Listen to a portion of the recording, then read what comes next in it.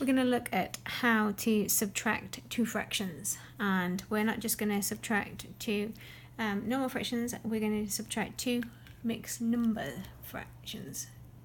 Okay, so a mixed number is a combination of a whole number and a fraction, and we have two of them.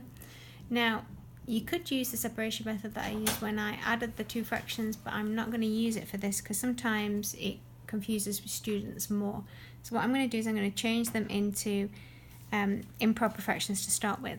So to do that, we must multiply the whole number by the denominator, which is 12, and then add on the numerator, which is 14, and we put that over the original denominator, so this becomes 14 over 3.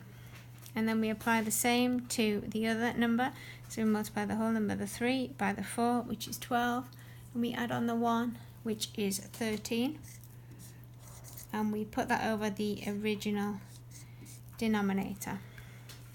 Now, just like when we add fractions, we must make sure that we have a common denominator at the bottom, and we can use the 12 as our common denominator. So to enable us to do that, we must multiply the whole of this fraction by 4 and the whole of this fraction by 3. That means we do top and bottom, numerator and denominator. So this fraction becomes 56 over 12, and this fraction becomes 39 over 12.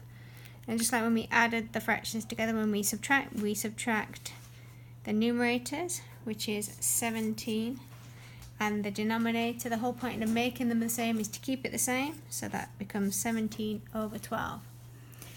Now this is what we call an improper fraction because the numerator is bigger than the denominator. So we need to turn it back into a mixed number like the question. So what we need to do is find out how many 12s go into 17.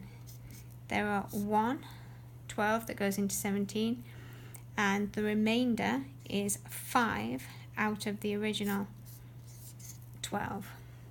Now 5 over 12 cannot be simplified because I can't divide anything into 5 and into 12, so my answer is 1 and 5/12.